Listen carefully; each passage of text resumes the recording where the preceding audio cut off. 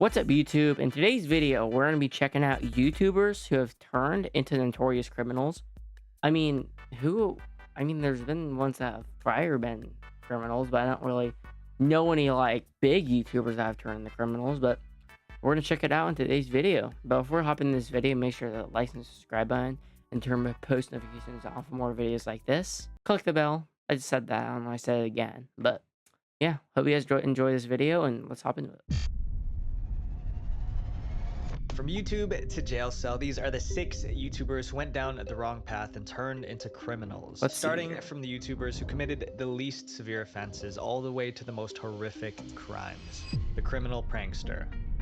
When it comes to pranks, YouTubers are willing to cross plenty of lines because crazy pranks pull crazy views, which of course brings in the money, and Vitaly ZDTV is living proof of this. With over 10 million subscribers on YouTube, Vitaly is one of the most notorious pranksters on the platform, best known for bending the rules and getting into problems with the authorities. And although getting arrested for playing an extreme prank is a pretty common thing on YouTube, Vitaly takes it to a whole new level. Vitaly had already faced 2 encounters with the police. One for impersonating... Am I thinking of a different guy, or... And this isn't Gideon, but somebody like... that you catch predators, and whoever the guy did, like, punched him or something, and he got arrested for it. I might be thinking of somebody else, but he got, like, 3 years in jail or something. Shit like that. That's insane. A cop and the other for using a fake ID. Vitaly would go on to get charged a couple more times for stunts on his YouTube channel. In 2014, he made headlines at the World Cup for streaking across the field. Then in 2016, he was charged for trying to climb up the Hollywood sign, which landed him in jail for a night plus $1,000 for a trespassing fine. And what might be one of his craziest stunts, Vitaly climbed up one of the pyramids of Giza in January of 2020. He did this in an attempt to raise money for the Australian forest fires happening at the time, but although it was for a good cause, Vitaly still had to spend 5 days in jail. But Vitaly's most recent arrest may be the most intense yet. In April 2020, the YouTuber was arrested like 7 years, for a violent altercation with an unsuspecting jogger in Miami Beach. Vitaly had allegedly jumped out of his car without warning or reason and tackled a woman. When police arrived on the scene, he was arrested and charged. What did he think would happen? Photos of the woman were posted online not long after, and the injuries were severe. When the police asked why he did it, his words were a bit slurred, and Vitaly himself couldn't even come up with reason for his actions. He explained that he did it for no reason at all, and he knew he messed up.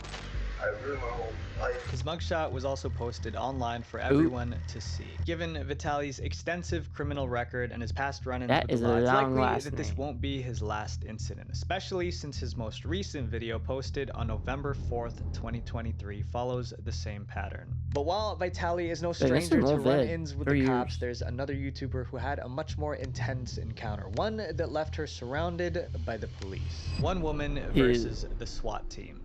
Damn. Known for her lifestyle content that follows her life as an exotic dancer, Nina Unrated is also a YouTuber who makes vlogs and story times on her channel. Although she hasn't posted she deleted every video in the morning. She has like so much subs because everybody subscribed to her after they saw that she got arrested. You feel me? In 2 years, Nina still has over 400,000 subscribers. Her fans call her Nina, but her real name is Denise. Most new fans don't even know her real name, which is a good thing for her because it's connected to a well-known crime. One that had her single-handedly trying to fend off an entire SWAT team. Denise had been making content on YouTube for a long time as Nina. She is an OnlyFans but all of her videos have since been deleted, probably because she didn't want to be tied back to her crime. In 2015, Denise was in her apartment recording an emotional video titled "The Truth, Are You Happy Now?" detailing her toxic relationship with her ex-husband, a former Miami Dolphin player, Moreland Greenwood. The video also talked about her tense relations with her family and how they've made her life worse. Given the nature of the video, Denise was already in a bad state of mind, and matters got worse when her then boyfriend walked in and tried to speak with her since she didn't want to talk. Things quickly escalated, and it wasn't long before their talk turned into a full-blown argument. Swept Swept away by the heat of the moment and the rush of emotion she was feeling from Arrested. recording that Got video, you guys Denise did fighting. something that she couldn't take back. She grabbed a gun and demanded that he get out of the house. Hearing all the Jeez. noise, the concerned neighbors called the cops. Officers arrived at her apartment in Pembroke Pines, Florida Yeah, at you're approximately done. Dunyan 12:30 rings p.m. right But there. what the police didn't know is that they would be stuck there for the next 6 hours. Why? Star and emotional appeal, all while police That much are paperwork? surrounding her home. Even after her boyfriend left, Denise wasn't the only Lord. person inside the house. So was her son. Denise barricaded herself inside the apartment with her son still inside for leverage. The police tried to negotiate with her for hours, trying to get the kid to safety, but Denise refused all of their requests. As a result, How have I backup never was heard of this called story? and the SWAT team joined forces. The two would stay locked inside the house for 6 whole hours, and during this That's time, insane. Denise continued to record her video. Some This of the happened at clips from night the too, standoff didn't it? even made it to the final cut that went up on her channel. And now there is a whole house filled with police officers. Yeah, because you don't get I'm not going to make it Um, past today. Denise eventually surrendered herself to police custody. She continued Good. posting on the Nina Unrated channel, getting several viral videos with millions of views before disappearing from the internet 2 years ago. And whether or not she'll return, no one it's knows. gone. But at least Nina made a name for herself before disappearing from social media. Other aspiring content creators like this next one don't end up making it very far, even after their best no. and most dangerous efforts. The stunt gone wrong. Oh no. It's crazy Frank. how a single event can change a YouTuber's life. And with today's sponsor, what is gonna War happen Thunder, here? every decision can impact the game. Okay, this is the peak 2020. I remember when everyone was getting sponsorships for War Thunder back in 2023, and now the game's dead. Not only was this video idea absolutely crazy, but it was also extremely dangerous. Yo, Mona it's Lisa pouring Perez outside. I'm is sorry another for the background perpetrator in a noise. YouTube stunt gone wrong. In 2017, Mona Lisa's boyfriend Pedro Ruiz came up with the ultimate plan for YouTube fame. One that was high risk and high reward. Prank This was going to killing? be their first video, and Pedro wanted to start the channel Right off off the with bat? a bang.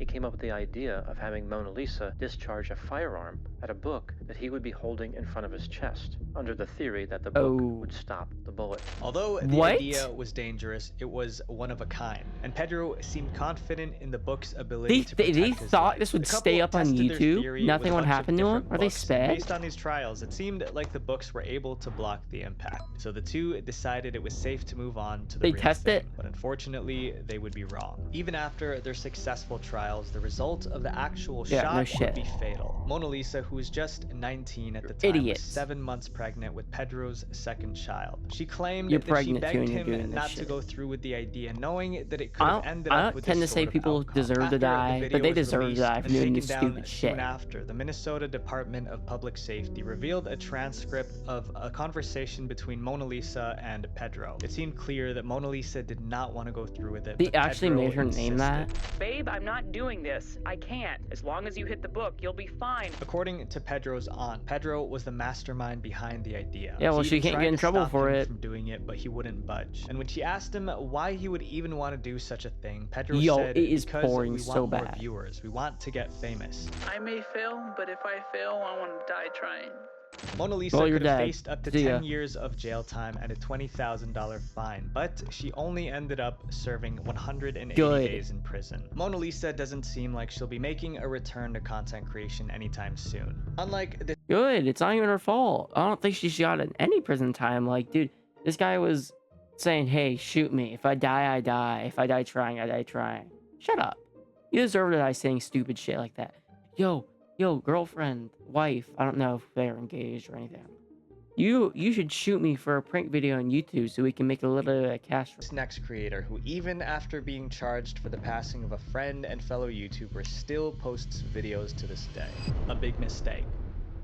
Daniel Silva is a tattoo artist who's done work on celebrities like Trippie Redd, Ethan Dolan, and Jalen Ramsey. He was also a participant in the 10th season of the tattooing reality TV competition That's a Ink Master, thing? where he placed 7th in the finale. But at the time, Daniel wasn't best known for his work, but rather his crime. In 2020, the world was shocked and devastated to find out about the passing of beloved social media star Corey LaBerry. He was a vlogger who had been uploading videos on YouTube since 2006. 16 and collaborated with popular YouTubers like David Dobrik. On May 10th, 2020, his 25th birthday, Corey was out celebrating for the occasion. He'd gotten way too intoxicated and decided to look for a designated driver to drive him home that night. So he turned to his friend Daniel Silva, who was capitalizing off of his newfound fame as an expert tattoo artist. He wanted to expand his content by also making videos on YouTube and currently has over 900,000 subscribers. At the time of Corey's birthday, Daniel was also under the influence and wasn't fit to drive. Yet, he still agreed, and Corey gave him the keys to his car. You had the opportunity to get a driver and you still didn't do it. For Corey, I don't think Uber was even a thing yet. The life of a YouTube reality star cut short, killed on his 25th birthday in a violent high-speed crash. The two got into Corey's 2020 McLaren 600 LT and began the drive. But at around 9:40 p.m., Daniel lost control of the vehicle shortly after, sending it flying off the road. Daniel made it. Corey didn't. After the crash, Daniel attempted to evade police capture, trying to flee the scene. He ran? Stopped by a passerby who tried to help out. When the police arrived, he was taken into custody and was held on a $200,000 bond. In July of 2020, Daniel was charged with murder, and he and his legal team were hard at work to get that changed. His original sentence was up to 4 years in state prison. But a month later, this was reduced, and the tattoo artist was sentenced to 365 days in a county jail, along with 250 hours of community service and 5 years of probation. It was later revealed that it was Corey's family that asked for these charges to be reduced. A few months later, Daniel broke his silence regarding the entire incident, issuing a formal apology to Corey's fans. I apologize. I just got my friend killed. I want to start off by saying how sorry I am for all the pain that everybody's going through. I'm sorry to Corey. I'm sorry to Corey's friends and family, and I'm really sorry to Corey's fans. As of March 2023, Daniel has returned to YouTube and uploads consistently. Daniel isn't hurting anyone anymore with his videos, but for other YouTubers, I cannot say the same. But while Daniel may wield a tattoo gun, Mr. Anime I still have not known any of these YouTubers yet. Dark fantasies brought to life. The anime community on YouTube has grown to be one of the biggest and most engaged on the platform. But back in the early days of the site, it wasn't always like that. One of the pioneers of this niche was a YouTuber by the name of Mr. Anime, or Trey Eric Sessler. Having joined back in 2006, Trey was considered one of the more popular content creators with over 1 million views on the channel, which was way more impressive back then. Before he pivoted his channel toward anime, he'd been known as Lens Caps Productions, and he would post content about his love for film and cinematography and even upload skits. But his channel started taking off when he began posting anime reviews. This being the first episode and review, I kind of wanted to start kind of strong and get this one out of the way.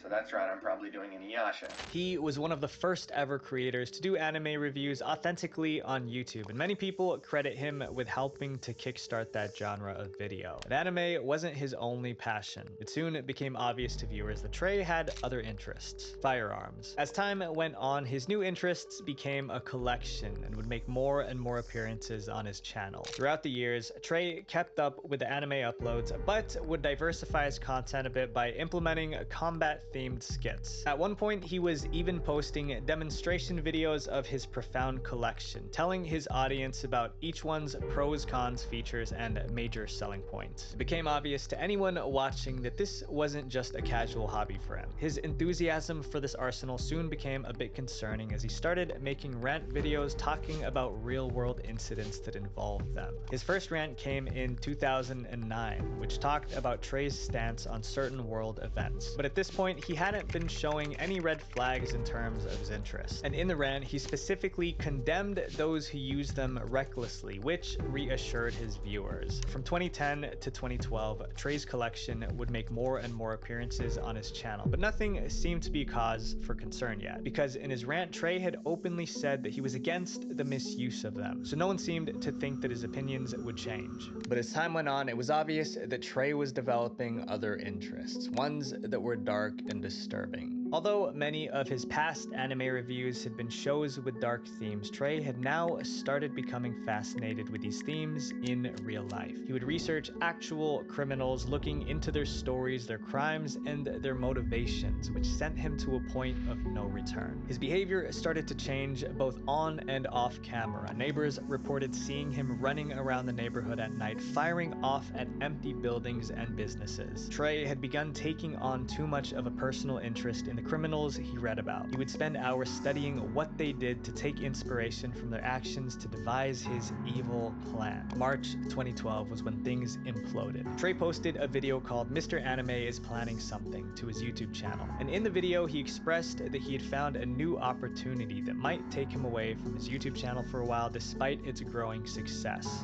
This is just an update video to let you guys know that I'm gonna reward myself with probably a 2 or 3 week break coming up here from YouTube videos. Trey then expressed his gratitude to his viewers, with his voice even shaking a bit as he thanked them for supporting him. I want to thank you guys a lot for sticking with me and watching the channel. I got more subscribers than ever. I have more views than ever, and everything is going really good. Little did his community know that the reason that he would be taking a break would not just be a reward, but a crime. Trey made all the preparations, such as buying supplies and studying floor plans. But before all that, the first step was to get rid of his obstacles, which in Trey's case was his family. And on March 20th, 2012, that is exactly what he did. Afterwards, Trey wanted to move on to step 2. Grabbing his things, he started heading toward his second destination, but couldn't go through with it. It was at that point that the reality of his situation started setting in, and things ultimately got too real for him. He then turned around and went back home to where the police were already waiting. It's a crime in Waller that shocked us all. Now he is headed to prison in a plea deal that not everybody is happy about. This devastating case was all over the media for weeks, with footage of Trey's interrogation even being made available to the public. Trey was sentenced to life in prison without the possibility of parole. But if you thought this case was brutal, prepare for an even more shocking